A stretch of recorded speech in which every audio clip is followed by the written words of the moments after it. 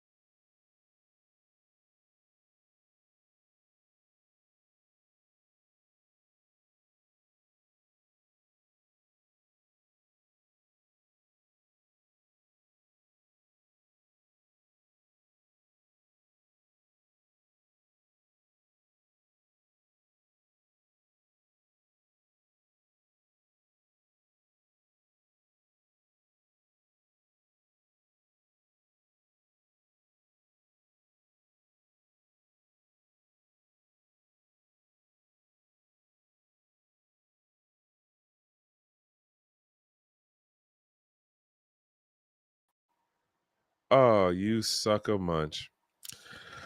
Hola, buenas noches, buenas tardes, GnGs. My name is Trek with 2Ks, and I did it to myself. Yeah, I did it to myself. So that was like what? Damn, 4 minutes worth of just nothing but a scratch my brain thumbnail. All right, so I got a couple of stories that caught my attention today, more things than others, I guess. And then I guess I caught one or two things kind of late. So the Peter Schiff is talking smack to CZ. Elizabeth Warren is talking smack to CZ. What was the other one? Zelle. They about to get in a stablecoin game. I'm curious on whether that's them putting themselves in the crosshair of the IRS or the DoJ and the SEC. What was the other one? What was the other one? The DOJ just wrapped up a court case that arguably sounds like it is going to secure the bag of crypto, or secure a bag of crypto, or actually a bunch of bags of crypto for the US.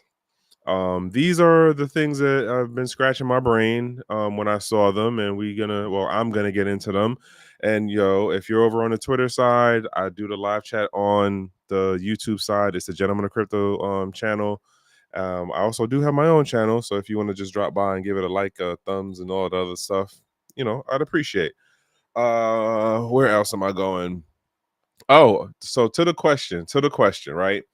I'm saying this to my federales out there, to my federales, from gang to the big boy federal. If you are in the crypto space, considering what is going on, is this the time to jump in your bag? Like, I am in a furlough situation because I'm more on the gang side, and my situation plays out different than folks who are like traditional fed, like if you in like Department of Education or Department of Agriculture, um you know, those areas. um is this where you touch your bag? Because I know folks who apparently been furloughed since like August, July, and I just found out recently, like within like the last week or two, on some of the folks that I know. Some folks are taking it in stride. They going on trips. They going about their business. They not crypto people, right? They not blockchain people. They just out there living their life, doing what they do, right? And they got enough traditional fiat stashed that they good for like another 3 to 6 months, right? But those of us on the federal side who have gotten, you know, where we are right now with things, um is this the time to tap in on that bag? Do you cash out your Ripple? Do you cash out your other stablecoin, USDC? Do you go in the Bitcoin bag? Like, do you do something with some NFTs? And I don't even know what's going on in the NFT market right now, right? Do you get rid of some ETH? Like, again, we are 20. No, I didn't hear it the first time because I had the mic on mute. My bad.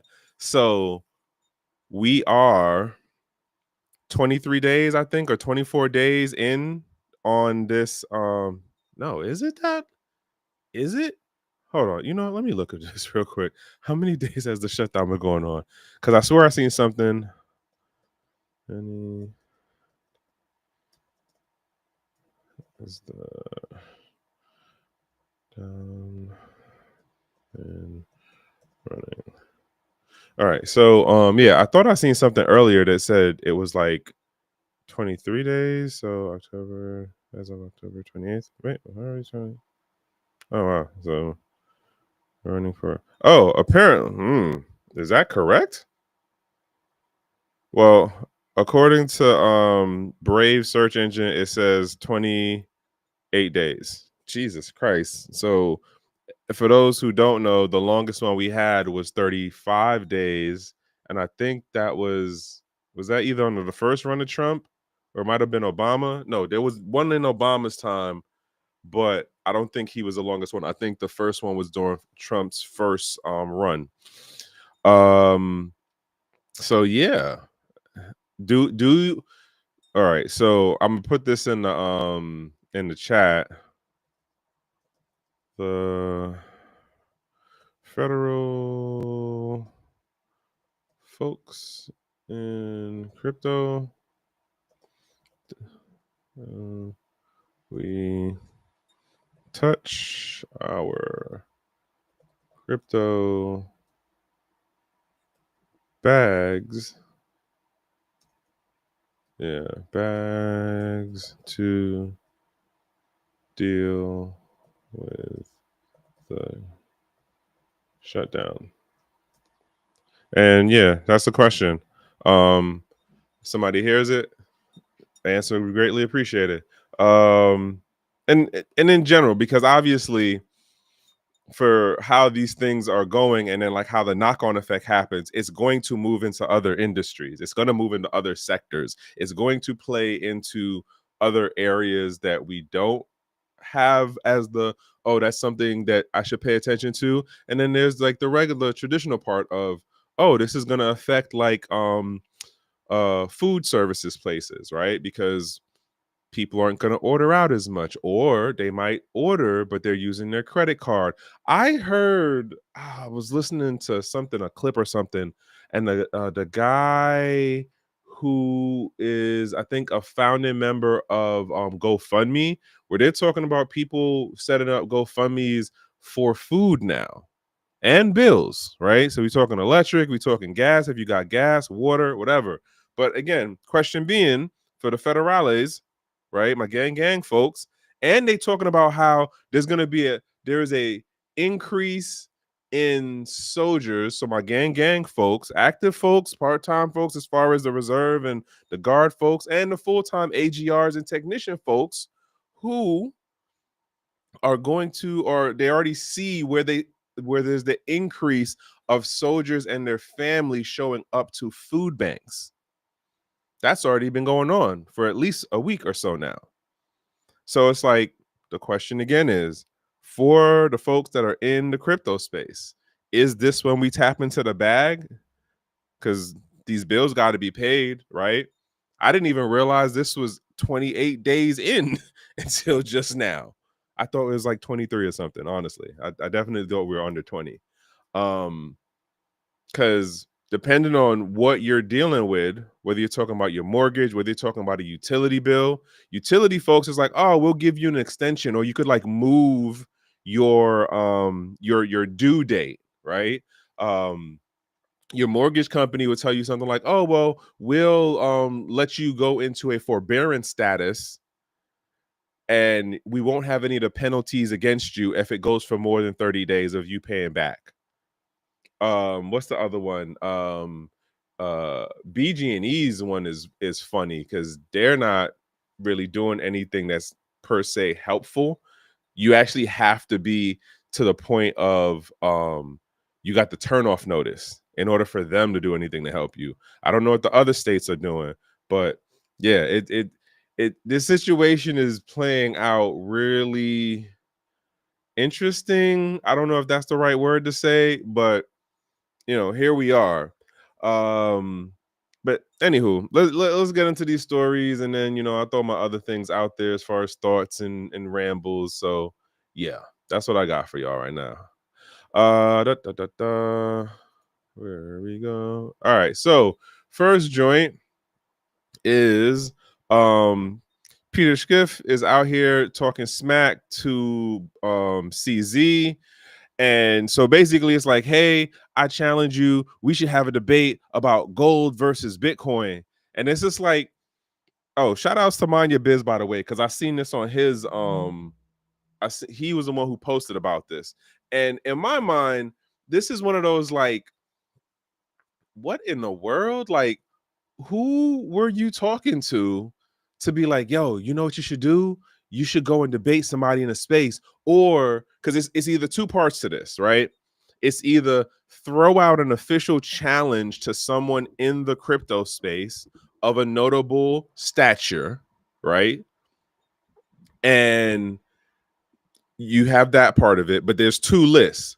There's the who will actually say something back to you versus who's not even gonna like bat an eye at you. If this was like Bitcoin Jesus back in the day, oh man, the Bitcoin Jesus army would have been on his ass, and then Roger Ver would have showed up like, what? Let's go, right? But if you paid attention to any amount to CZ and how he posts and even how he does interviews, like he don't do the debating business.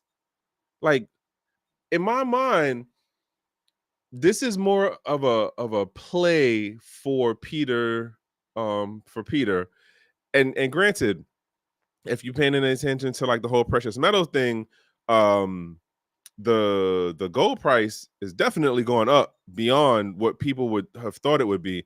And this is not any financial advice of any type. I'm not a lawyer, I'm not a financial advisor, I'm just some guy on the internet, right? So this is just pure entertainment talk. Remember that. Do your own due diligence. Do not just take what I'm saying as any type of gospel, right? What do they say? don't trust but verify. So do your own due diligence on these things that I'm talking about on here. So gold has gone up like crazy, right? Um, and then there's the talk now of like, all right, well, there has to be a correction at some point because this shit is just really crazy how it's moving up. It shouldn't be this high up in such this short period of time. That's how I understand it for the people that I'm paying attention to. And so it's just like, okay, well, um, if gold is your lane, you've been bashing crypto for how long? What is going on? Okay,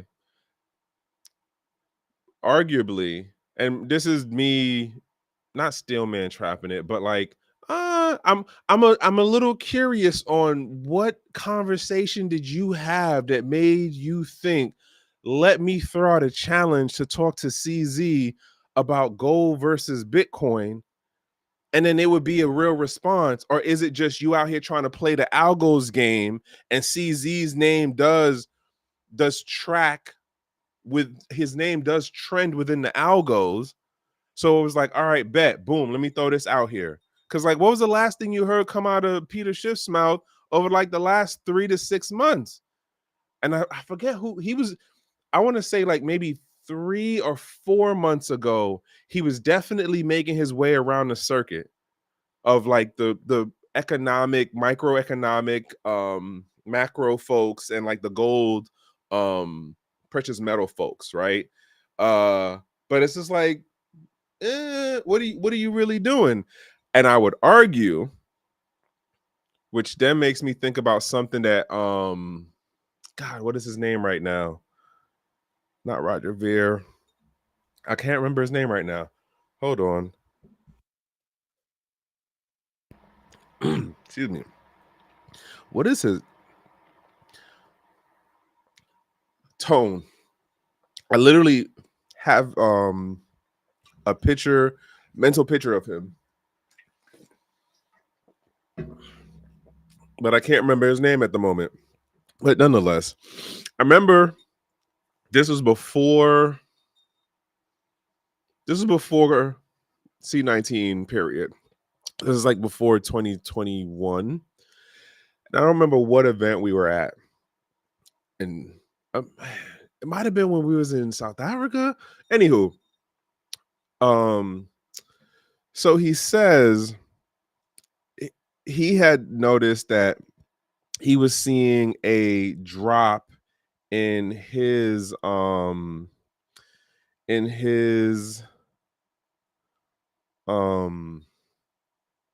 community, like his community that was in his product and for the services that he was offering, right?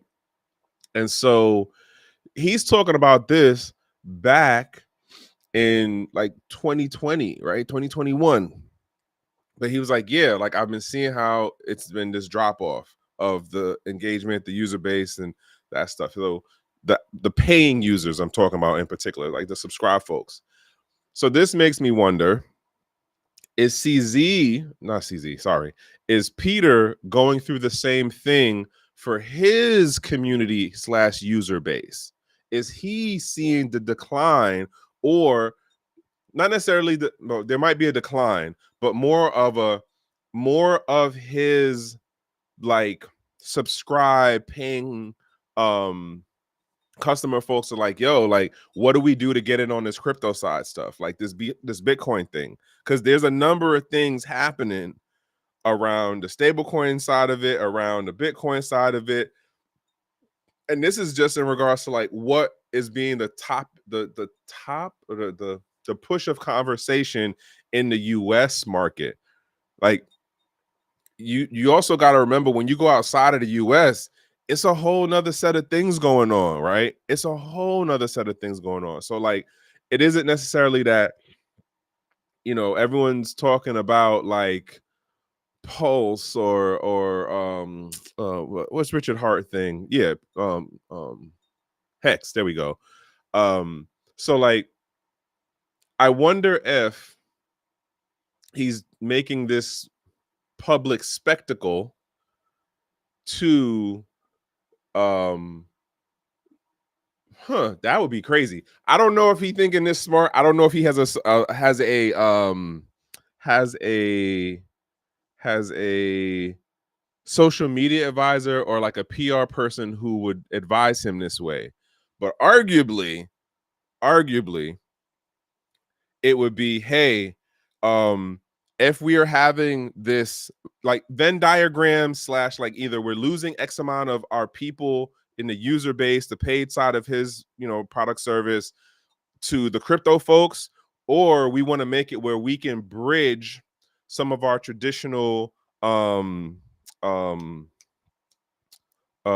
precious metal folks into um the the crypto side folks. And then there's the other part of we're at a point now where you could be like, well, I think that we're at a point where we can say diversification is arguably a safer option versus putting all of your eggs in one basket. So he's trying to cross over and get some of the crypto folks to get into the precious metals market. Just a thought. I could be way the hell wrong. I don't actually pay attention to any of his interviews like that. And I could just be way the hell wrong in what I just said on he's probably noticing a decline in his registered subscribers paying side of the list, and he's trying to position himself to be a bridge for his community of folks while working to garner and getting people from the crypto side over to the precious metal side under the concept of diversifying that. All right, here's some of the old stuff that's been around for more than 2,000 years. And then this is going to be the future direction as far as how this technology is the new medium as a monetary mechanism, as a monetary, financial mechanism. That's a thought. I could be way wrong though, right? So yeah. What was the other one? What is the other one? All right, so this is the joint in regards to, well, not this one in particular, but I'll get to the post. So apparently CZ got pardoned by Trump, which I did not know that happened. I'm really wowed by that. Again, CZ is really good at keeping things under wraps. Now, but then again, I don't pay enough attention to his account to know if he probably might have said something at some point and be like, oh man, I would really hope blah blah blah. But nonetheless, it did happen, right? And so here you have it. He did get the pardon, which is like, okay, no double jeopardy. So I'm gonna jump. Matter of fact, let me do this. Okay, so here's a question. I'm gonna throw out another question. If he got a pardon, all right, in my mind, right? These are the things that scratch my brain, y'all. In my mind, I imagine that when he pled what he pled, he got the charges. I didn't go through and read any of the paperwork, so y'all might know more than me. There was all right, well, you're officially this convicted criminal felon on this level. When you get out, you will not be allowed to do blah, blah, blah. Case in point, he had to step down as the head of Binance. If you notice, you don't really hear him per se talking as far as like what's he doing as another crypto business. He might throw little here and there hints or like, oh, I went to such and such and blah, blah, blah. But he's not like, oh yeah, this is the thing. Everyone do this. It's like, yeah, he's still Team Binance, but he's not telling you exactly every which, coin, token, NFT, blah, blah, blah to pick on Binance, right? So did he like Anthony Pomplianos, like Arthur Hayes, like Reggie Middleton? Did he end up having to sign some kind of I won't get into this industry or I won't do this thing? So if that did happen, does that mean that with this pardon, that stuff goes away?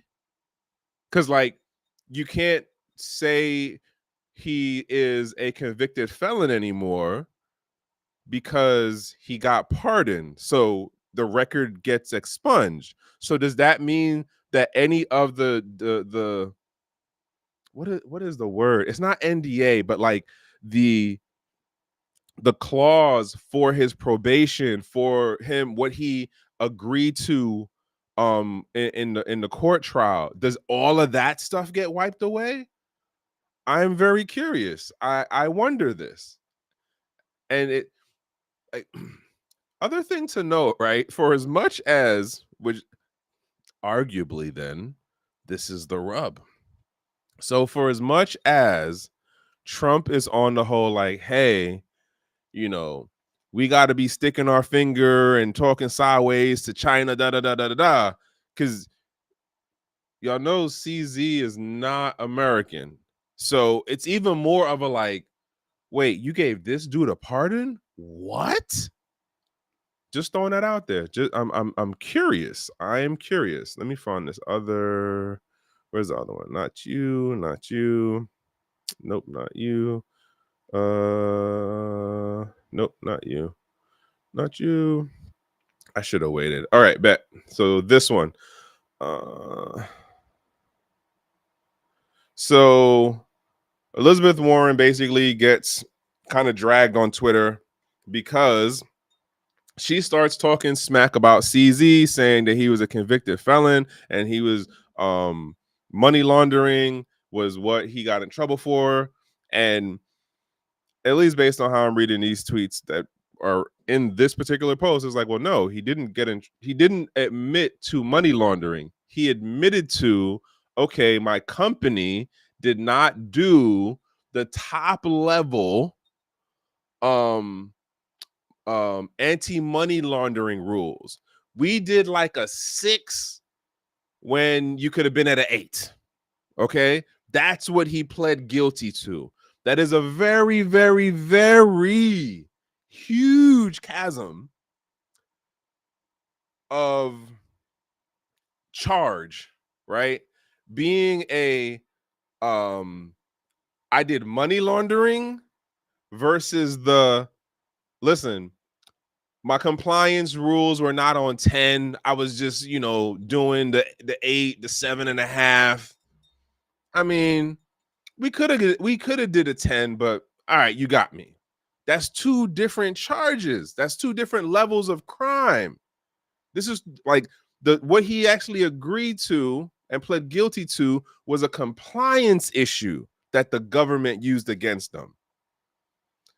So now, again, jumping back to this thing of, because there's another story. What was the other one? I'm gonna get to it, and I don't remember it at the moment right now. But here she is throwing shade, right? And this is like, what's the objective in this? Like, what? Who did you talk to be like, hey, put this in a tweet thingy on the X? And then you agreed, like, oh yeah, we'll say that. Or like, did someone tell you to say this? I don't know. But it was just one of those like, you should know better because you've been around Congress long enough. Enough people have been charged with federal crimes, officially official money launderers, right? Official fraudsters. So it's just one of those like, how does that work? Like, you should know the difference, but yet you still went on a whole couple of posts about saying CZ was doing money laundering. Like, how, bro? Like, what was the point? These are the things that scratch my brain. Like, and I've been saying for the last couple of months, I've been throwing little here and there jabs at Pocahontas, in that I think for as much um for as much dirt or as much anti crypto and CZ and stuff as she is, assuming she makes it for like another, like, let's say 15 years, because you gotta remember Nancy Pelosi is like, I think in her latter 70s, and I think Elizabeth Warren is in maybe the latter 60s. I think. I'm not 100% certain. I don't find it necessarily worth Googling right now. But she stays in office for like another 10 years. I don't know when it's going to happen, but at some point, she's going to turn her tune and be looking for that crypto vote. And I was saying this in one of my takeaways on LinkedIn.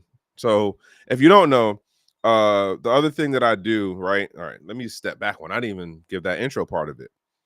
The basic idea of this show is I go through Twitter and find the things that scratch my brain.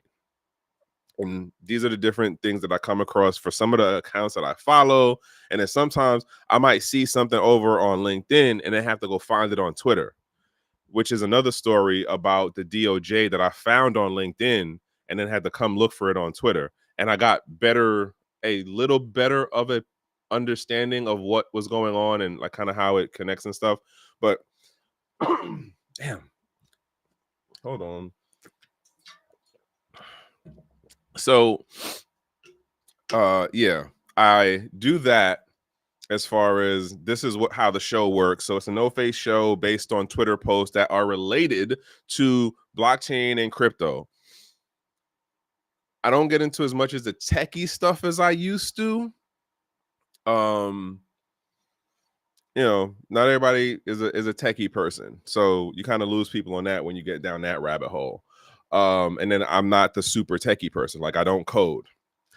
But nonetheless, these things do scratch my brain, right? And so with that, what I then do is I go through whatever I say on here, and then I think about it, and then come Tuesday or Wednesday, sometimes even Thursday, I write a quick little, blog joint on LinkedIn of my takeaway of something that I covered on here. And some of the folks on LinkedIn, if you follow me on LinkedIn, there was one point when I was writing like 5 to 6 days post wise, like writing actual posts on LinkedIn. Now I'm just, doing one day. And the thing about LinkedIn that folks have to understand, side note, shout out to Tej. Tej said something that I think it was a repost. I think it was a repost that he did like a while ago. But like the idea of like, if you out here trying to like make it in whatever, I want to say industry, but the idea of you have to have the proof, like the paper trail. So like if you're coding, you're doing stuff on GitHub. If you're I don't remember what Notion does, but Notion is another thing where you could like write all of your ideas and stuff out. And if you want to move around and like start like poking at people or have people seeing what's going on or exploring your thought process for how you understand whatever vertical space industry that you're in, LinkedIn is where you end up doing that. That is where you put out, hey, here's here's my thought process on this topic. Here's my insight. Here's my takeaway. Here's something that I went to and I thought I should share it with folks who are, quote, in this professional space, right? And if you do it, let's say well enough, or if you share enough insight, I would argue it's more about you sharing insight to be, quote, a thought leader. And if you do it well enough, also, I should add, there's the people who do the paid side of LinkedIn, which is like the same thing that goes on with, Instagram, with Twitter, with Facebook. Like, if you just let it work off of what the person posted and then just seeing how it regularly worked, naturally worked for the folks who actually chose to follow them, I don't know what the numbers would actually look like, but it's a difference. I know that on the free plan versus the paid plan of your exposure. But nonetheless, you can get exposure. And the idea is you're doing it long enough and you're showing people that, hey, I'm going through this experience. This is the proof of like, I know what I'm talking about, or like I have a insightful observation. Maybe somebody else might be seeing this. Maybe somebody else isn't seeing this. And now you can go and explore this thing too. Just saying. It's to the point that Teach had posted earlier of like, you got to put that proof. You got to have that paper trail. And in this day and age, it's the digital paper trail, right? So if you're out there on Twitter, if you're out there on LinkedIn, you're out there on IG, granted, you kind of got to move around in terms of where you're trying to build your audience or community. If you're really trying to move to be a quote influencer or thought leader in a particular vertical, I can tell you it is a very, very, even in this day and age of like the multiple in one apps that allow you to like, uh push content through like 3, 4, 7, 8, 10 different platforms at one time. It's still like a task, yo. Like, side note, and it relates to what I'm talking about right now. Like, I remember when I first started on this journey, right? And I went through the whole thing of like, oh man, I got to sign up for this, I got to sign up for that. And I mean, I was on like everything. I was on Medium. The only thing I didn't mess with like that was Facebook. And like, I had the other account, and then I would like do some cross promotion, not promotion, but like posting. So it'd be like Facebook. Who remembers Steam? So I used to do it where like I would post on Steam, and then it would post to, what was it? It wasn't LinkedIn. It was Steam, and I could do it where it posted like 2 to 3 other things. And like, but back then it wasn't as what do they call it, curated, where like you have to change some of the words, or you have to add in emojis, or you have to make shorter lines. Like even LinkedIn now, you can't write as long as you used to on LinkedIn. Now you got to do it where like it's shorter in terms of you can't do like condensed sentences or a paragraph. Like, you got to do like 2 or 3 sentences that make a paragraph, and then like it's like a one liner, and then it's a whole different thing. Like the Instagram, Snapchat, no, not a Snapchat because you don't really write on Snapchat. The Twitter, Instagram writing format is definitely moved over into LinkedIn now. But anywho, that's a whole nother like rabbit hole to run down. Where am I at? Oh, my whole thing just messed up. Okay. What? Oh man. Wait, is that it? Nope. That is not it. Hold on, folks. One of my windows closed, and it had like a bunch of stuff on it that was open. Where'd you go?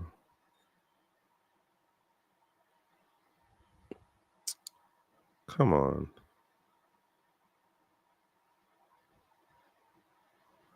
You're killing me right now. Anywho, so what was I saying? Content. Yeah, so takeaways for LinkedIn. I'll have one of those. If you over on LinkedIn and you want to see what I end up with, you can go over there and read it. Damn.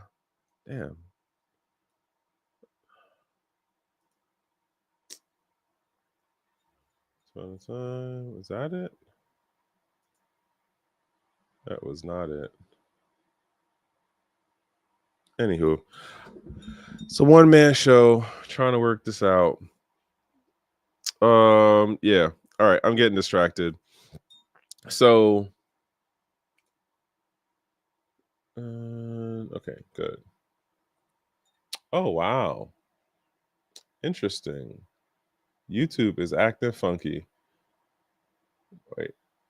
Oh, that's what's going. Oh, wait a minute. I didn't even realize that. Wait, so how did I get here? Sorry, y'all. I'm just realizing that it's pulling me between 2 different channels. Okay. My bad. My bad. Again, one person show. I just realized that. How did I not notice that before?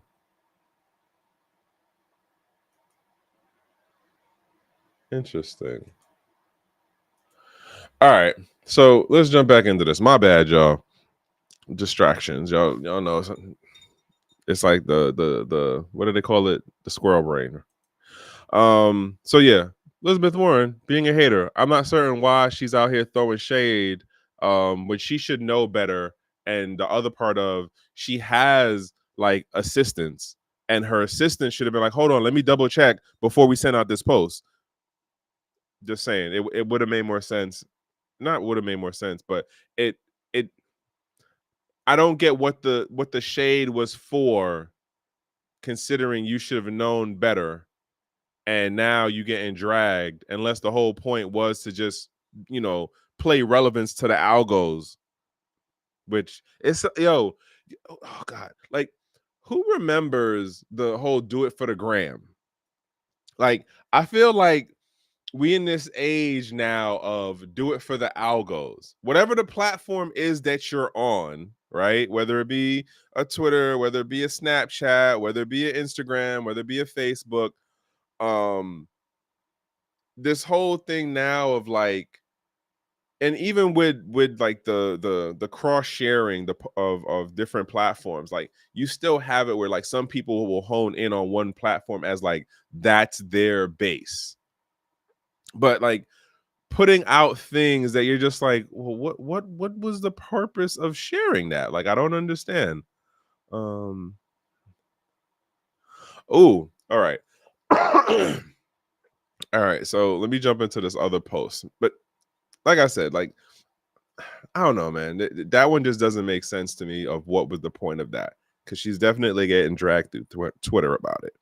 So shout outs to Ken Sturgeon. So he's serious professor.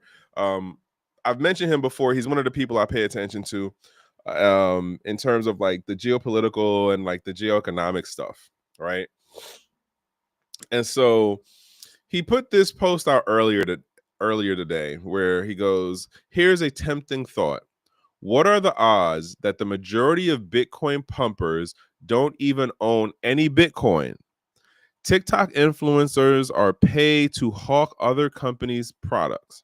So why wouldn't these clowns be paid fiat to hawk buying crypto to support private equity positions?"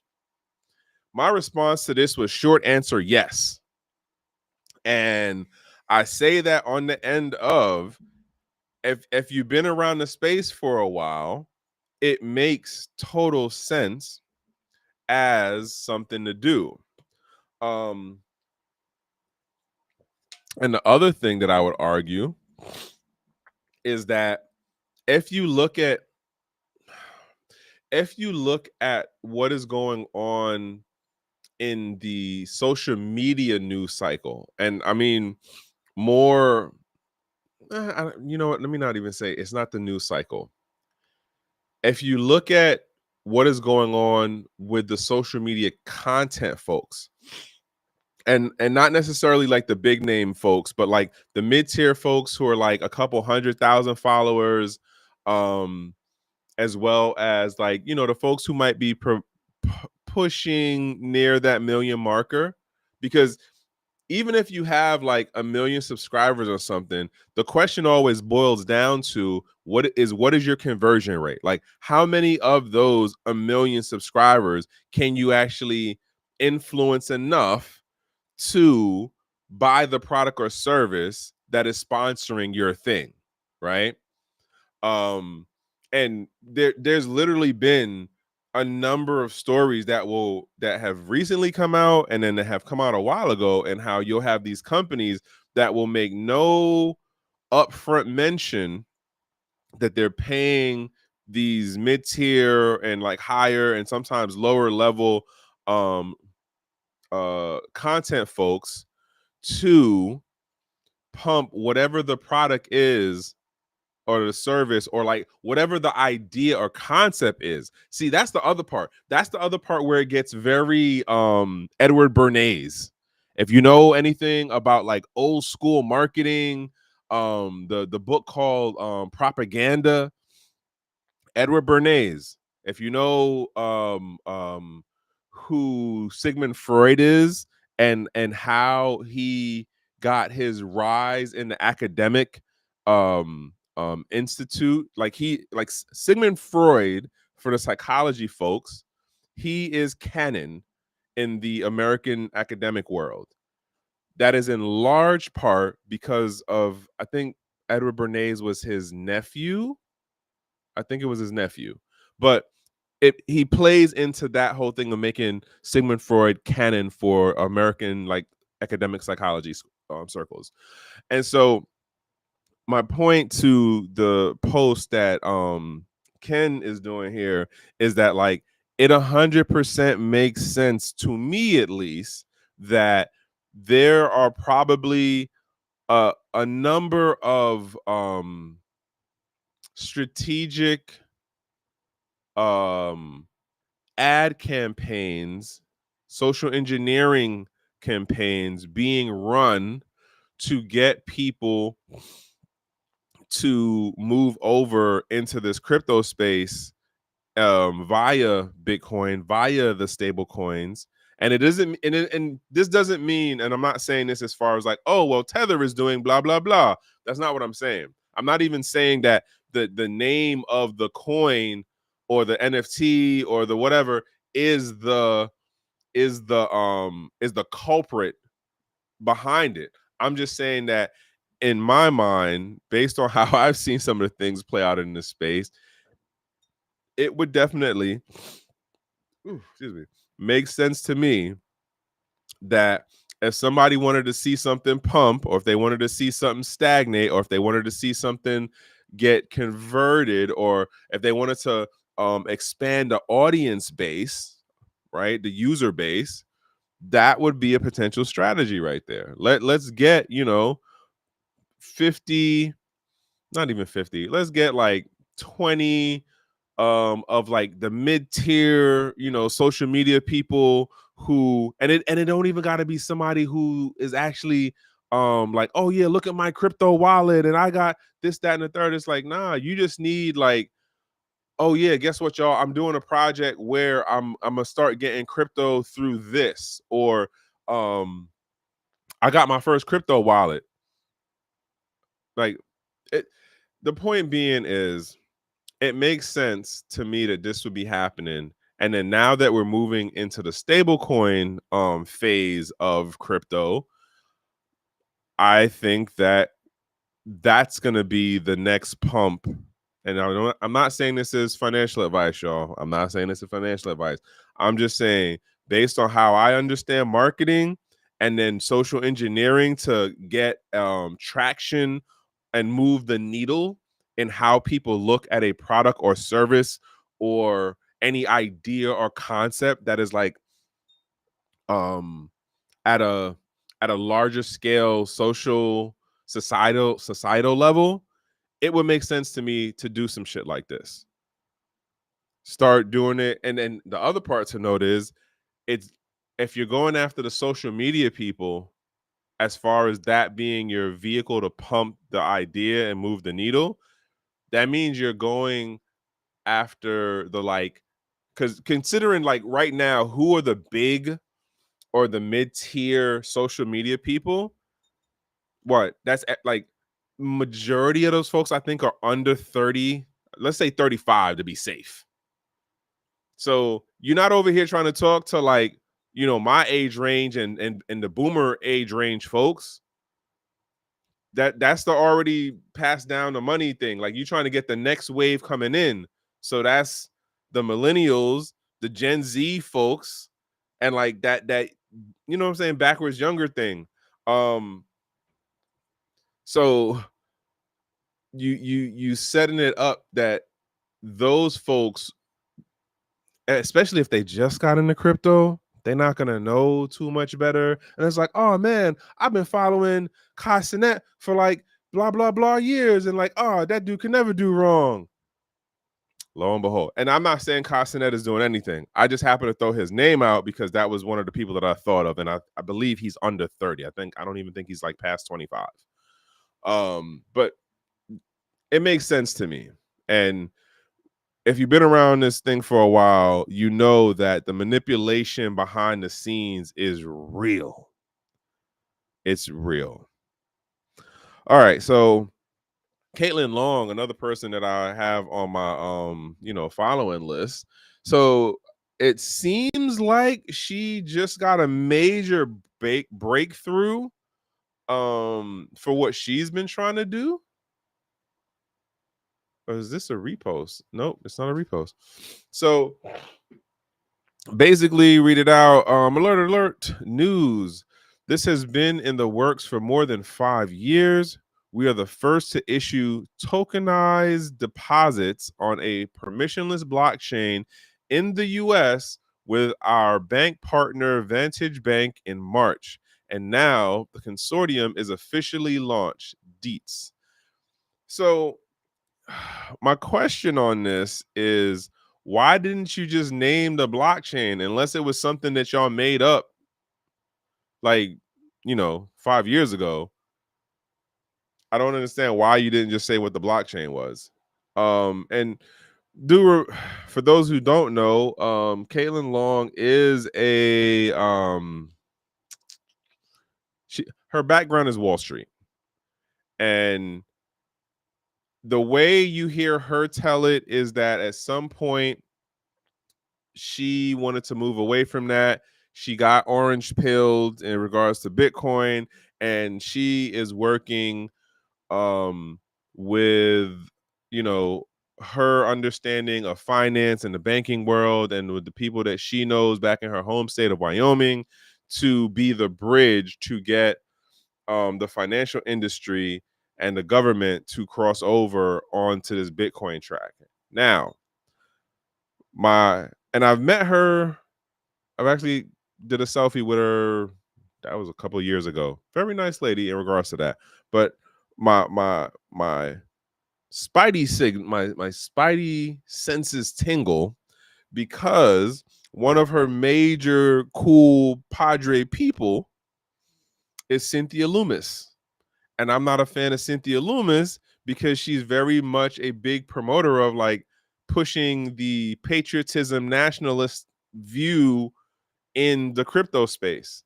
If we're saying this thing is about being permissionless and we know that the technology has the ability to work in any region and environment, then what are we doing talking about nationalism as far as like, oh, well, America has to be number one in the space. We have to dominate, blah, blah, blah, blah, blah, blah, blah. But nonetheless, here's what she's saying. I don't know how big of a thing this should be. I got to talk to Antonio and ask him what his thought is on this. So, tokenized deposits launch. Vantage Bank and Custodial Bank announces launch of tokenized deposits for U.S. banks. Turnkey assertive solutions that integrate tokenized deposits and stablecoins directly into traditional online banking environment. Consortium members, bank and credit unions will also gain the benefits of the premier patent portfolio pertaining to protocols of tokenizing US dollars on blockchains, plural, which Custodia has been developing since 2020. The platform is open to institutions of all sizes. So, okay, this is not even about the regular average Joe. So, never mind.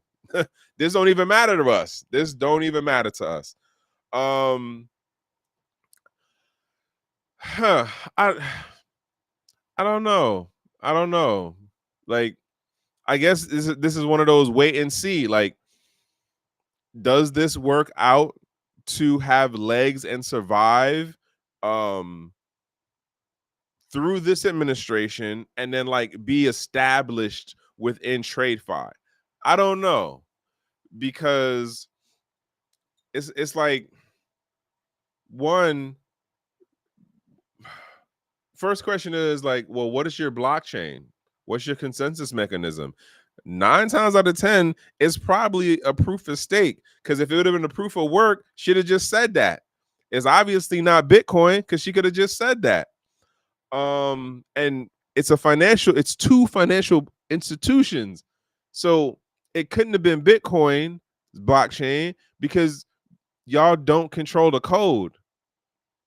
I don't know. Like it's just it's a weird, it's not weird.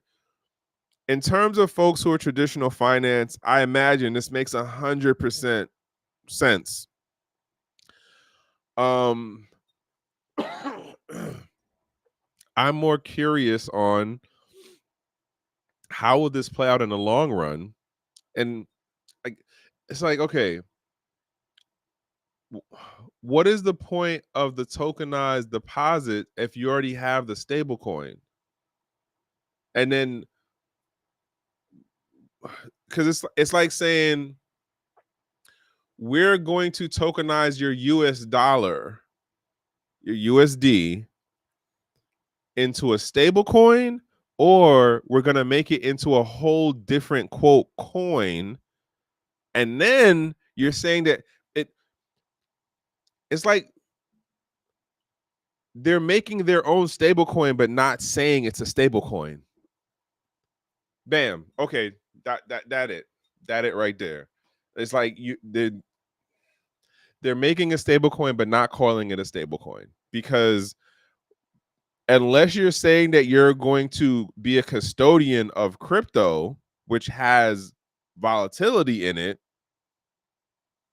what's the point of taking the fiat and then holding it? Like I could hold my own stable coins as an institution. I don't know if I see where this is going, honestly. Like it sounds like they're playing in the stablecoin game, but they're not saying it's a stablecoin. I could be wrong though. I could be wrong, right? Oh, I'm over here. Wrong one. All right, moving on to the next. Moving on. I don't know. That one kind of got me. What? Wait. All right. I don't know what is going on tonight. Oh, wait, was this the one? Did she change? No, that wasn't the one. So Janice, Janice, widow of John McAfee, she posted this, and I read it, and it took me a little minute to like kind of put together, because then I had to read through what Corn Bureau has said. So all right, let's go. First part is Justin, Coinbase CEO reveals Base will soon enable private stablecoin transactions. They'll use Ironfish ZK proof to mass amounts and addresses with read-only access for authorities, which basically is like that's is really pointless to call it a private, like it's pointless to use the word private in connection with a stable coin if you're still providing read-only access to authorities, because that's only a matter of time before you get to like write authorities. It's a slippery slope. So transactions get frozen, transactions get reversed. Like that's a slippery slope right there. That doesn't even make sense to put those words in the same sentence together. And so what's the other one? So now Janice says, I'm not sure if your CEO knows this Coinbase, but read-only access for authorities is actually the opposite of private. That's not economic sovereignty. That's not digital sovereignty. The team at Anti is making our own private stablecoin backed by only permissionless privacy coins like Monero and Zcash. Who still uses Zcash, by the way? Who is out there still using Zcash? I'm not gonna go through the rest of it because I don't want to make it sound like I'm doing an advertisement. But shout outs to her, by the way. I was watching an interview with her the other day, and man, like John was a hell of a smart dude that you definitely didn't want to get on his wrong side. You didn't want that man was hella smart. And yeah, I'm not even gonna run down that rabbit hole per se, but to this, in terms of it did, like the idea that you're making a private stablecoin inherently conceptually diametrically opposed concepts, ideas, functions, and to say a stablecoin. So who is this being marketed to? I don't know. It's not the average Joe person. Like if you buy into this because you're just trying to make a bag, like best of luck. But like I don't see it. It doesn't make sense to do as a thing, but I imagine some folks are gonna do it. Why? Because they didn't experience what the space was like before Coinbase. Not before Coinbase, but before Base, as well as they don't care. Like, and I, the other part to it is that most folks who do things quote privately don't do things actual private. They don't practice privacy effectively. That's the bottom line. Most folks don't practice privacy effectively in terms of their financial situations, in terms of their technologies that they have that access various types of PII about them. Like I'm always amazed at how many people walk around. Like if you're not listening to something on Bluetooth, I am always amazed at how many people be walking around with their Bluetooth on. I'm always amazed at how many people be walking around with their NFC on. I'm dumbfounded with how many people walk around with their the Wi-Fi on. Like I remember I was in somebody's promotion ceremony and like I was talking to one of the other sergeants and he was just like he showed me something on his phone. It was a LinkedIn because LinkedIn has a feature where you can connect it. I think it's through the Bluetooth that if other people um have LinkedIn and they have this feature turned on, it'll suggest them to you. Like, not like, oh, here's somebody who's in your same industry as you. It's like, oh no, here's someone who's in the same room with you who has LinkedIn. And I'm always amazed. Like, again, when it comes to the whole thing of privacy, whether it be digital or like life or the financial side of it, most folks they just be doing stuff that does not practice or execute they're not the best security privacy practices. That is most people. And so with this, shout outs again to Janice for working what she's working on. But this is folks are gonna get caught up in this. Folks are gonna get caught up in this, and 8 to 9 times out of 10, he's probably only telling half the truth about what this read-only authority is. Not to mention, even if they didn't show the address and the amount, there's still other ways to identify transactions. So, yeah, that's like whatever, pointless. It's like wait, what was that one? No, it's like a half truth on that one. Oh, and then Charlene had posted this one today that got me. So she says, "Whoa, finding a trustworthy Bitcoin custodian is a critical part of a firm's Bitcoin treasury strategy. This devastating news about Fortress Trust shutdown should be flashing red lights warning for new Bitcoin treasury entrants. Be sure to choose your custodian." Ooh, Jesus. I don't know what gets me when I'm down here. Custodian and all your parties wisely. So the short of it, and I think this was either this was somebody's article, I don't know, but Nevada shuts down Fortress Trust over insolvency. And the short of it is they were owing some like couple million, like double digit million, amount of money for how they were operating, but they only had like single digit millions on hand. And so some I'm gonna assume that somebody told the state to investigate the situation, because it was just like, yo, I don't like something smell fishy. Something somewhere smell fishy.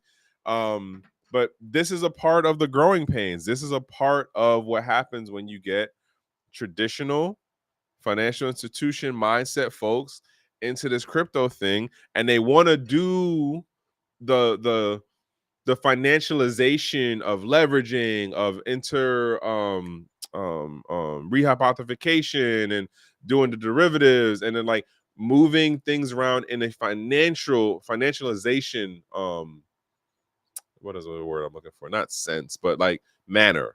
So there's no one-to-one. The oversight was probably kind of, wonky for how they were moving around with the funds. But this is like, yo, how did y'all get it wasn't near double, because I think I seen like it was like 12 million they were owing, but they only had like 6 or 8 million.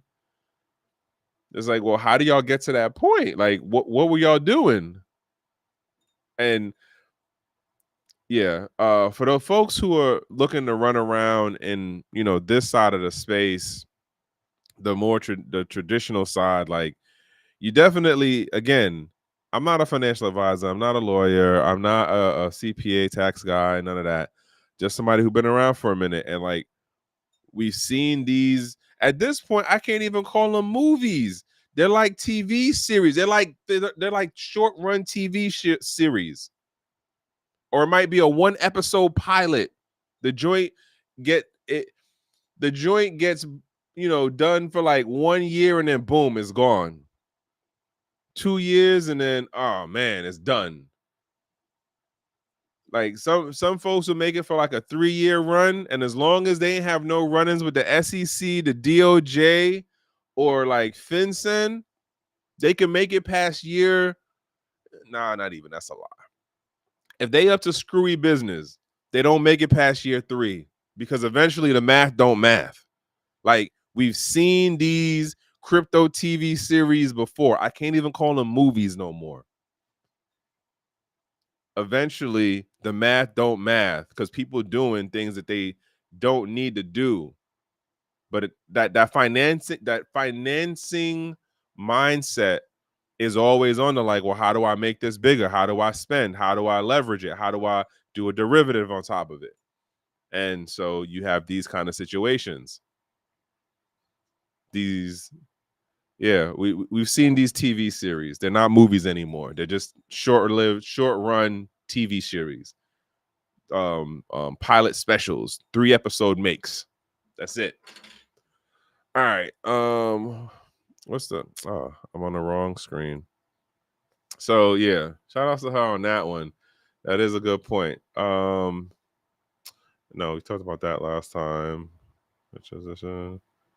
Yeah, this is the fortress situation. So yeah, I was reading through this dude's thing, and oh no, was this that one? Yeah. So yeah, they owed 12 million, but only had one. I was wrong. It wasn't even 6 million. It was 1, apparently. So yeah, you got to be, crazy out here. I don't get what is going on and why what you call it is doing this. Oh, so the reason why I bookmarked this post too, I heard something the other day in the interview, and this post reminded me of it.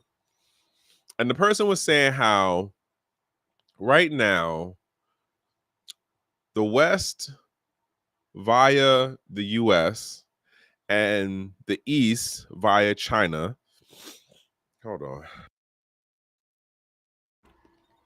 are going to are bumping heads in terms of working to decide the the direction of money. In that, if you notice how in the Western media side of it, you'll hear about stable coins, and Bitcoin's a big thing. But like, if you look at Eastern news sources or like social media postings, it isn't a Bitcoin thing. It isn't a stable coin thing, right? It is about having some kind of digital financial instrument, which right now is the yuan. No, what is it? It's the yuan, and then there's the other one. I can't remember what the name of the other one is right now, but like China has like a dual system thing for how their stuff works, right? And so there is this tug of war, as well as like who's going to get the thing that works. I don't want to say smoothly, but in a more, how am I saying this? In my mind, I'm gonna add my caveat on what this person is saying, has said, is that the US is looking more at it from a winner take all, right? And so with that, it's just like why you hear the rhetoric now of um America has to be the dominant figure within the crypto space, within Bitcoin. America has to, maintain its geopolitical position. It has to be the trendsetter of finance for the world. Blah blah blah. And so you get this whole thing about how over here, you're only hearing about stable coins and Bitcoin right now, and that's like the mainstream talk. And the idea of like, well, we want the rest of the world to move in this direction with us. Mind you, in terms of sound money, quote, hard money, the East is going in a different direction, going, hey, like, nah, dog, like, we need to, well, we don't really want y'all to use our currency as the world. I forgot the word right now, but like where everyone has to use the yuan. But it's like if you want to use it, cool. As far as if we give you a loan or something, like before they was giving out loans in USDs like it was hotcakes, yo. And so, and there's a whole thing about how China was giving out loans to all of these different countries and they were doing it in USD, but it was all like surplus money. Like it wasn't money that they quote like needed. They was like, all right, well, we'll give you like 3 million. You need 5? Like we could give you 6. Like we're not worried about it. Like we already made what we needed to do. Like literally, what is it? China spent like, I think it was like 13 or 14 months buying some ridiculous amount of gold straight, and like tonnage, like it's not nowhere near um um residential, like average Joe mom and pop level buy, right? Did that for 13 months, but they was doing it like with the money that they was making off of the US, because it's a whole thing. But nonetheless, that's what we're going through. And I think that this statement by Brian Armstrong of Coinbase, crypto and stable coins are the tool that will update the global financial system. That's not a debate anymore. It sounds like a very quotable, catchy, Twitter viral line. But like, if you actually know what's going on outside of the US, what's going on in Africa, within Latin America, within Eastern Europe, within Russia, within the Asian countries, there's a whole nother movement going on for the whole precious metals thing, gold in particular. Like, they're doing this thing where the path for like the one belt one road, they're setting up these banks that will have the physical deposit of gold. So like again, if the you don't want to use the USD, you don't want to use your local currency because like the conversion rate might be kind of crappy. Like, does China really need rubles from India? No, no, it's not rubles. I think rubles India or Russia. I don't remember right now, but nonetheless, it's like, yo, you got gold? All right, bet. We could just do the bilateral trade businesses at that level. Oh, we'll call over to that bank and a specific bank vaults that they're setting up that will hold the gold. And it's supposed to work where it's not like what the US or like what England does, where it's like, oh, we got your shit and we're not giving it back. Venezuela been asking for their gold for like the last 5 years.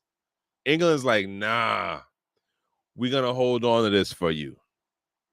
Yeah, it's been like 5 years or something. Venezuela been asking for their gold back.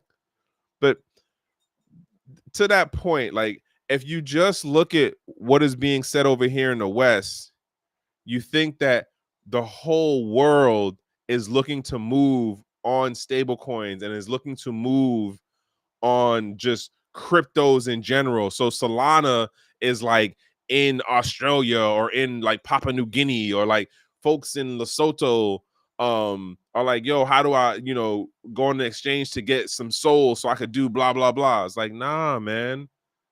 Like the way we telling the narrative is not what's going on outside. Just a thought, just throwing that out there. Again, for the things I pay attention to, this is how it looks to me. But this post scratched my brain because it's like, I get what you're doing. You're promoting the American West narrative to it, but that's not what's going on for everyone. It's not the hegemony ain't working no more. End of the day, bottom line part of it. All right, so other joint to jump into. As I mentioned before, Zelle is now going to play the game, the stablecoin game. So Tether and USDC. I don't like, how am I saying this? So I want to say Tether is no, Zelle is global now, and so like I don't know how. Okay, I get why they have looked to incorporate stable coins, because it was probably a easier. Well, I don't know. Wait, I think for the various um money apps, there's only a handful of folks right now that you can do Tether and USDC with, as far as like a Venmo, a PayPal, Stripe, what's the other one? Like Western Union. Well, Western Union over here trying to figure out how to stay relevant. And they losing because they just basically be overcharging people for what the transfer is. But I don't think Venmo can do crypto stuff yet. PayPal can do crypto because they already have the Bitcoin and Ethereum. So I'm assuming Zelle is making, I don't know if to say the first mover advantage of it, because like I feel like we had, well, here's where my question is: does this put them in the hair or in the target of the SEC, the DoJ, but more in particular the IRS? Because when Biden had proposed that whole thing about like, if you do any type of money transfer, then if it's anything like up to, what was it, like $600, I think, like it has to be reported. Zelle was one of the holdouts in terms of like, hey, well, we don't do blah blah blah, so like we're not gonna be the ones to report it. Like, we don't operate like a Cash App, and we don't operate like a PayPal. We don't operate like a, and they were given all these examples of like, well, we don't do this like these particular finance apps do.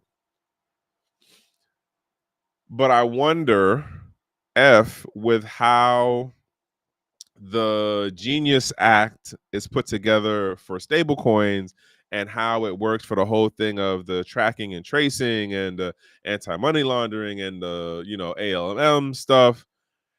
Does this put them on the radar for those departments and agencies that I named? And I know a number of people who use Zelle. Well, I don't know. No, let me rephrase that. I don't know, but I've heard how people use Zelle as part of their susu. If you know what the susu is or the partner, then you know how that go then, yeah? But like I'm curious to see how this is gonna play out down the road, man. I don't know. I don't. It's scratching my brain in that I question if this was really a positive move for them, or was it that there was too much pressure? Because I don't even know if Zelle is a public company or like who's like is Zelle a private company? How that works, or like who's their backer and investor? But was there so much pressure for them to be like, hey, y'all need to figure out how you're going to get into the stablecoin game because like it's about to be a cash grab. So I'm curious if there was pressure on the back end for them to get into the stablecoin game. And here we have it now. But I guess we're going to see how this play out over the next like 15, 18 months. Like, are they still going to be doing this by the end of the administration? How about that? Just a thought. Next joint. All right, I told y'all my thoughts on that. This joint right here. So King be talking about that all the time as far as like Jamie Dimon and how he was on the Bitcoin is a fraud, it's a Ponzi scheme, and then now it comes out, hey, we're gonna allow institutional clients to use Bitcoin as collateral. The leveraging is going to be crazy. So imagine, like, they're literally taking what we were doing on DeFi platforms, Aave, Hyperliquid, and a number of other actual DeFi platforms, and they're bringing it over to the institutional side, and then the institutional side is gonna run through it like friggin' what's a good metaphor? Yo, the other day I was looking on YouTube and this Southern dude, I think he was either Mississippi. Yo, Southern folks have a way with similes and metaphors, like for how they use onomatopoeia. Is it onomatopoeia? But nonetheless, the metaphors game is crazy. And so my point to this setup is that they're going to offer it to the institutional folks first. The institutional folks are going to run through it like nobody's business. And then by the time it comes to the residential level, the mom and pop level, the restrictions are going to be tighter. The collateralization ratio is going to be lower. You're not going to be able to do the same numbers that like an institution was doing. And it's going to be through these custodial platforms, which at any point could be like, all right, well, we're not just going to give you back your stuff. Or like, oh no, if somebody finds a loophole to like run game, they're not going to get their stuff back. Like, that's the part that gets me. But that's where we are. Like, that's what they're getting to get into. That's what they're getting to do. And it's a funky thing to watch. Like, again, we've seen this TV series before. We know how this 3-part special ends. It's not even a movie anymore. We don't really care what the characters look like. We already know the plot. That's the game. It's gonna that again. Remember, this is not financial advice. This is just, we've seen the series before. You give it to your friends. It's the whole cotillion effect. You give it to your friends who are close to you, who are at the top of the food chain, and then they do what they do with it. And it's like, all right, now we could give it out to the rest of the folks after we done ran through it. After, you can't make the same, like, look at it this way. It's the same setup in terms of like, who remembers yield farming and like running the yield farming with like the NFTs, or like doing the stacks with your NFTs, and then like, you was making returns that were like double digits, triple digit returns, like the 17, depending on what you was doing, like the 16 into the 18 period before the crypto winter. And then what was going on during the NFTs during the C19 wave, and how you could do the yield farming and stuff then. So like the DGens was running through that space, making the crazy return numbers. But now it's going to the regular average non-technical, non-degen folks in the crypto space. The numbers now, you talk about, oh wow, like I can get like 5% of a return, 8%. What? I can do like a 10, bro. Celsius. Who remembers what Celsius was like in the beginning when you was putting in whatever, crypto stablecoin thing you was putting in, and the returns you was getting back, and if you had access to the tokens, what? The numbers were crazy. Now your numbers are looking closer to traditional bank numbers. Granted, it's not like 1-2% or like a 0.7%, but like it's nothing like what it was back in the day. And that's the same play that's going to be played for this. Give it to the institutional folks, and then you give it to the regular folks after most of the juice has been squeezed. Sucks. But again, going to that other point, right? When this does come down through TradeFi, is that when y'all folks who are in the crypto space, tap out, as far, not tap out, but like you liquidate your positions in whatever stablecoin, NFT, coin, whatever token thing you have? Like, is that when we do it? I don't know. And I'm gonna repeat the question again because I see like some people might have just tapped in. If you were a federale, also to my gang folks, y'all, if you've been around for a minute, you know what the gang's about. It's not a street gang, by the way. Sovereign nation state military fighting force for the USA, if you don't know. Shout outs to the folks in all the different branches, by the way. That's including the what you call them, the Coast Guard and Space Force.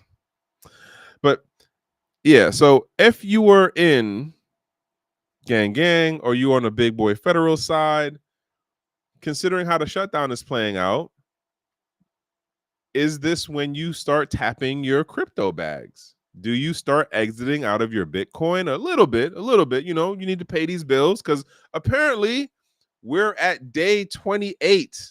I honestly thought we were like under 20 right now, but apparently we're at day 28.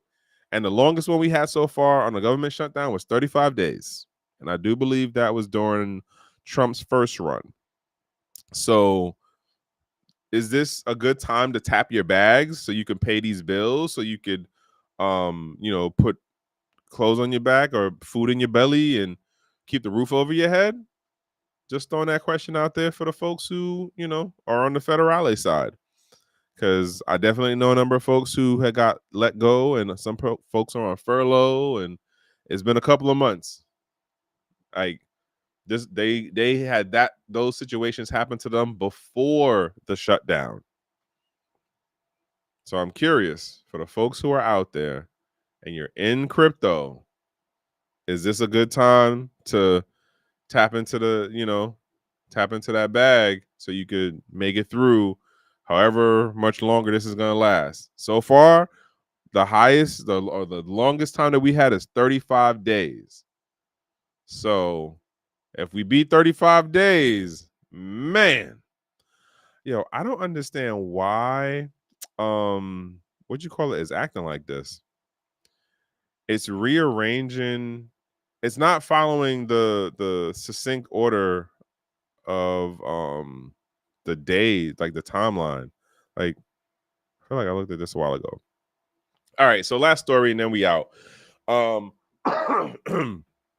This is the one I was saying where the DoJ secured the BTC bag for the USA.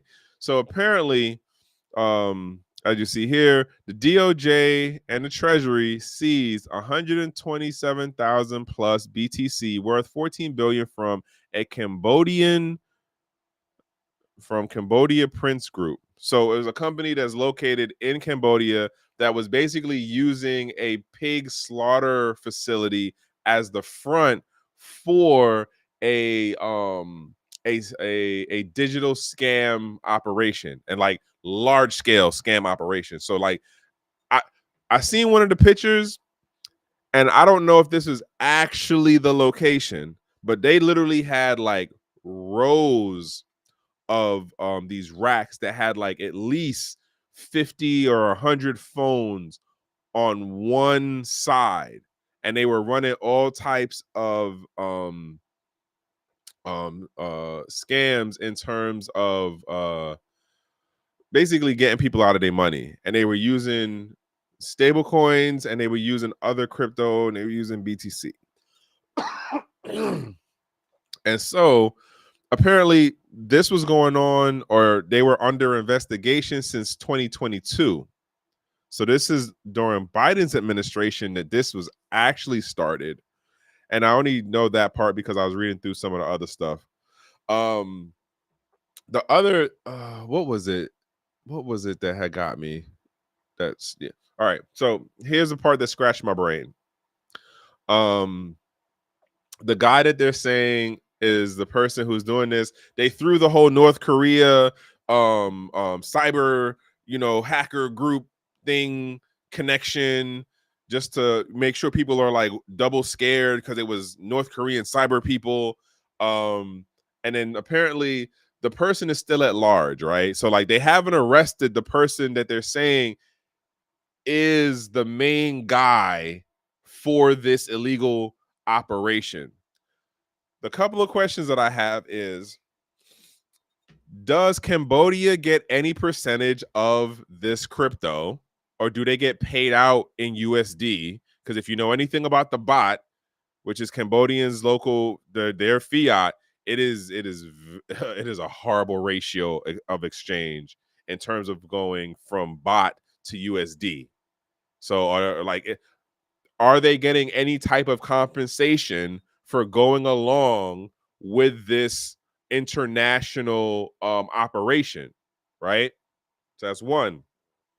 Two, apparently what makes the headline about this is the idea is they seized the crypto, which I also was at a loss for, like, wait a minute. So like y'all had the y'all had the crypto at the same, y'all had the wallets at the same place, or like, because I didn't read the indictment, so I didn't go through that whole thing to like follow the details of like how did they infiltrate the network, how long, but I think it's like 2-3 years or something like that, because something I saw was talking about like going back to 2022. Yeah, no, a matter of fact, that's what it was. So apparently in 2022 they were making like 30 million a month in crypto value. It didn't actually say the specific thing for what I was reading, but all right, fair amount of money. It's just one of those, like, the security got infiltrated. Somebody talked like they shouldn't have talked, told where the wallets was, and then like boom. So then the other part is like, so like what wallets were y'all using? Like, y'all, who had the pins?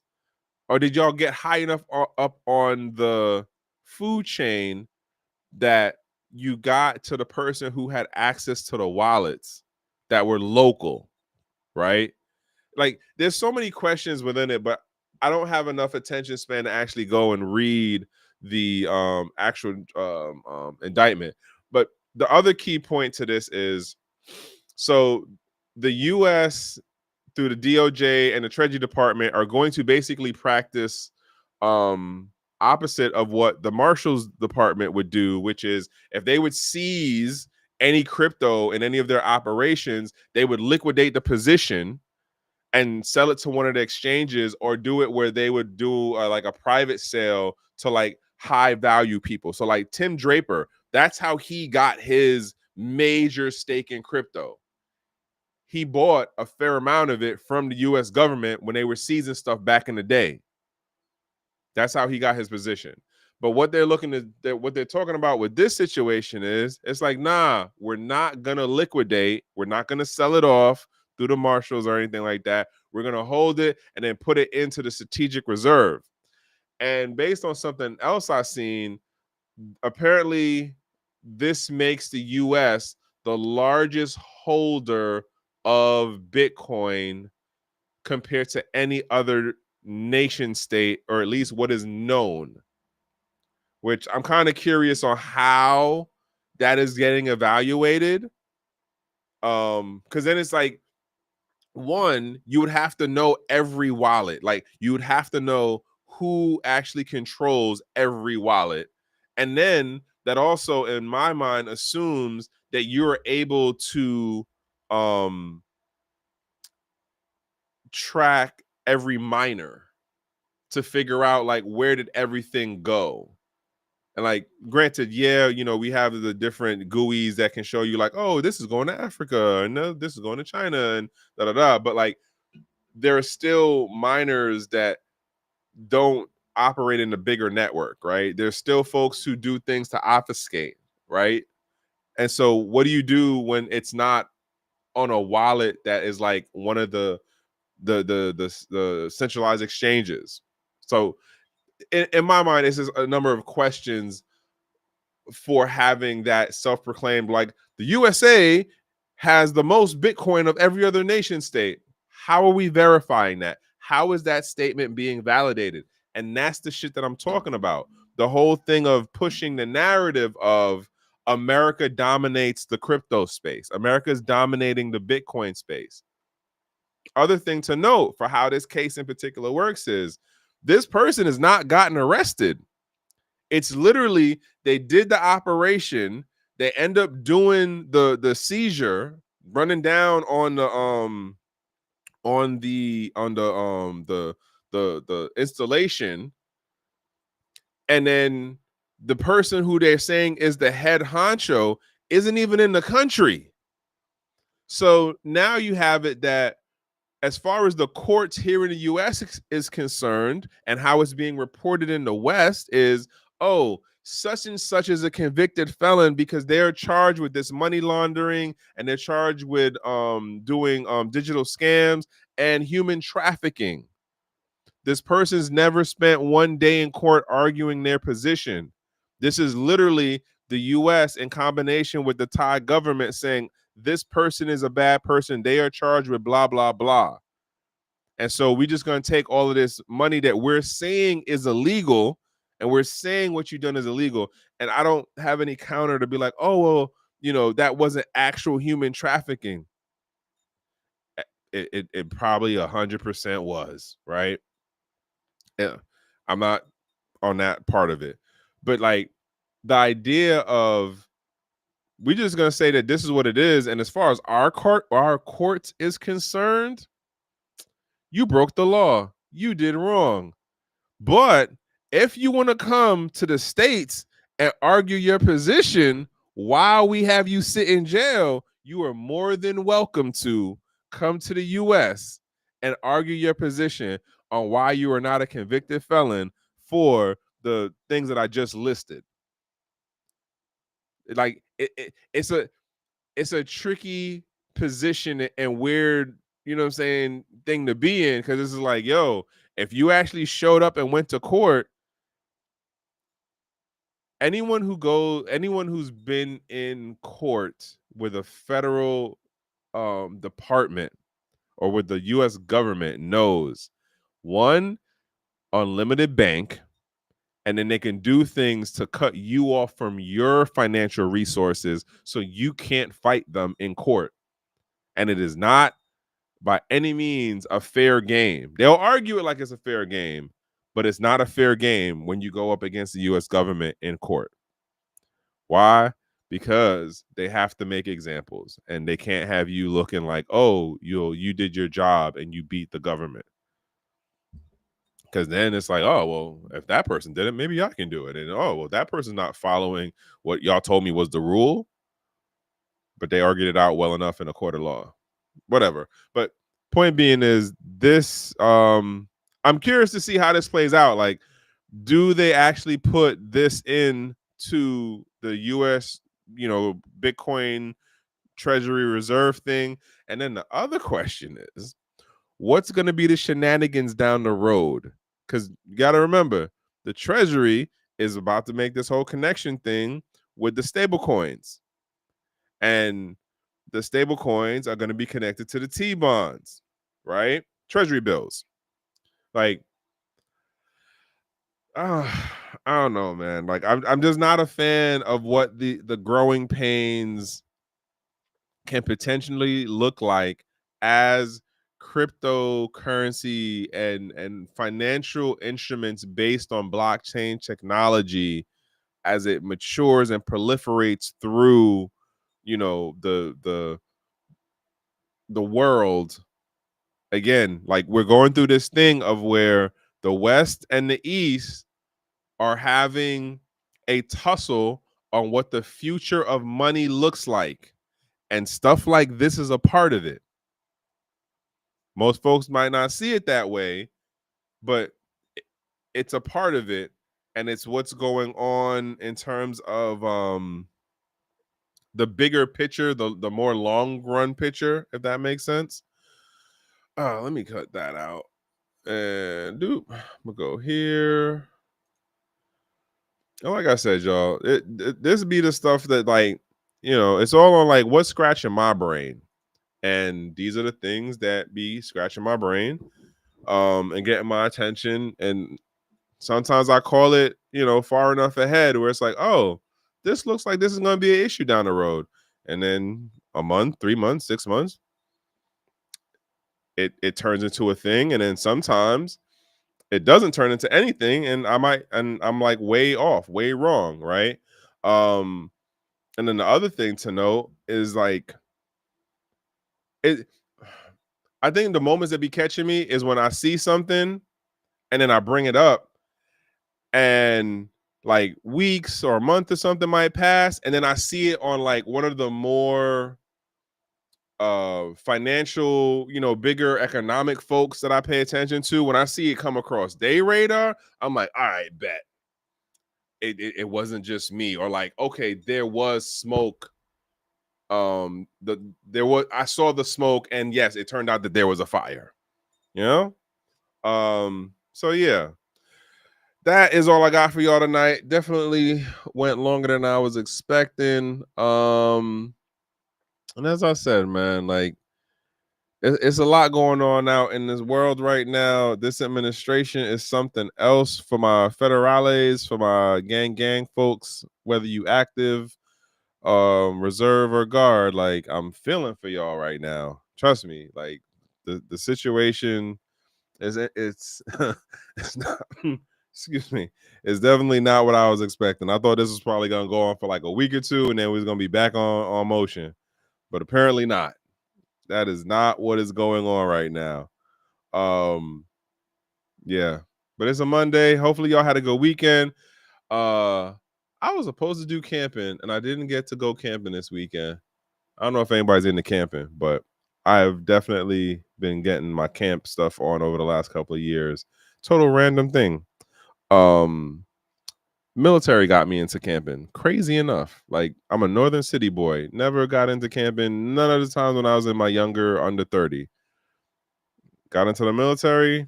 Eventually I got into camping, and like, I'm not a glamper. I do have some level of glampish stuff going on. Case in point, like bringing a power jack, what is it, Jackery, the power bank joint, so like the blow up mattress. But I can get pretty basic right now, or this weekend. I didn't get to go camping where I wanted to, But I did just say, bump it. Let me throw up the new tent in the backyard and test out what I was trying to do. Because eventually I want to go and do like winter camping, like snow on ground, hit some national forest area, put up the tent and, stay out there for a couple of days. Like that's the time I be on right now. Like I tell people all the time, especially like the folks who know me on the crypto side, it's just like I am definitely a hard contradiction of things. I'm a techie person on this crypto techie, stuff.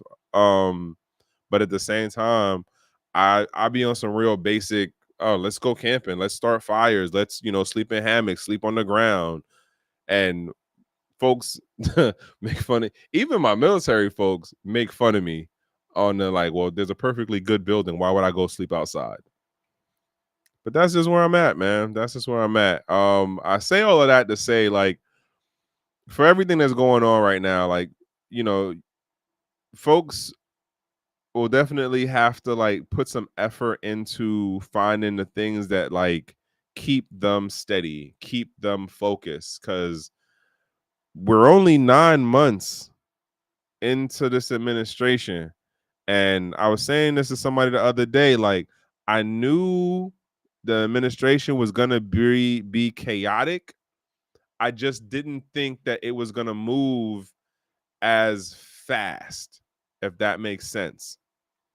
I did not think that the the scale and the birth of the number of things that are going on is just like, yo, like you turn around, he's like, wait, the economy is this. Wait, hold on, we got a new trade thing on that. Oh, wait, the this company's closing down this many jobs. Wait, we inferred the government should every like, and on top of it, like you're dealing with the inflation part. Like people are using GoFundMe to buy groceries, y'all.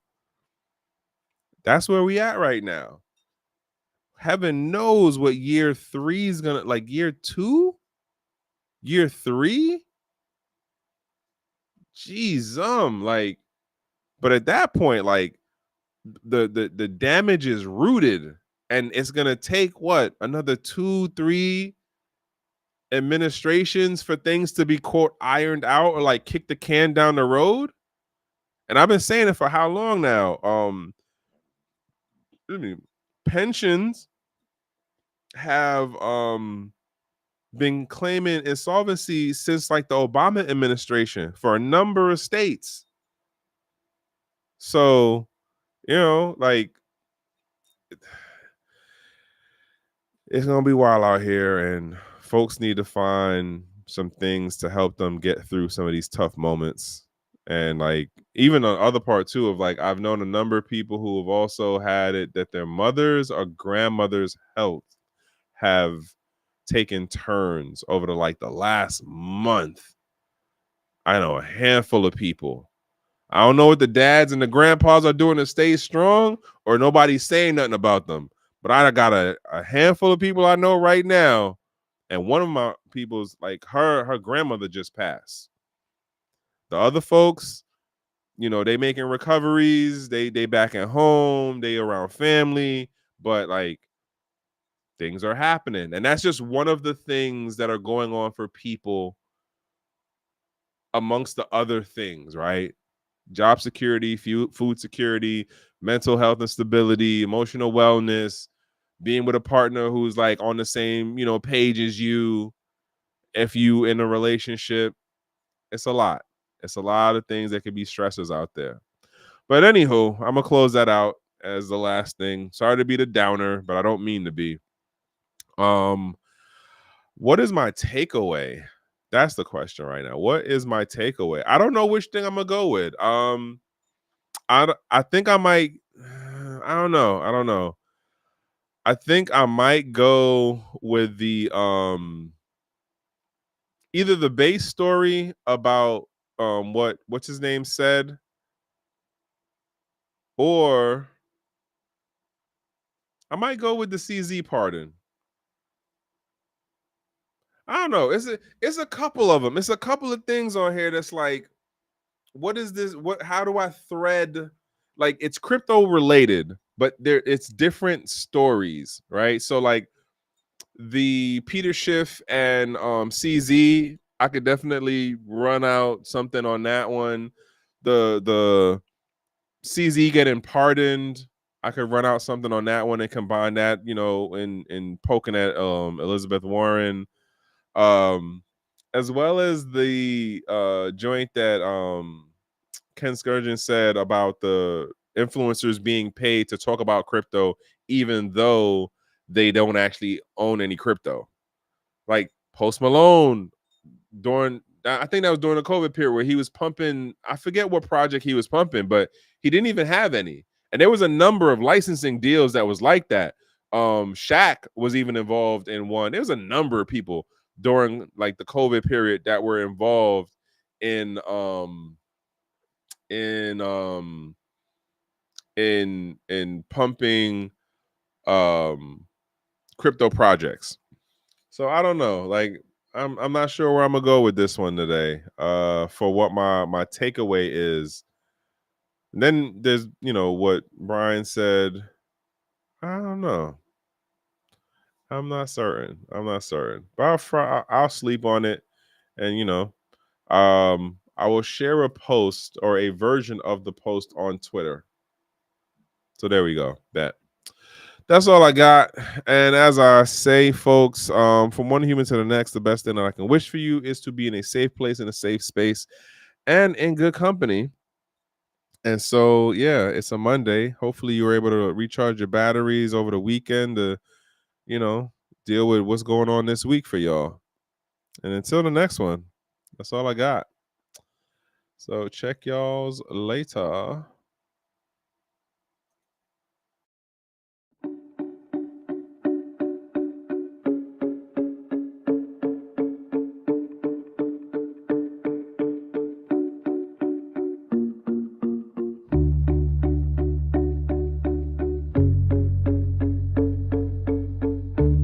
I'm Trek with 2Ks.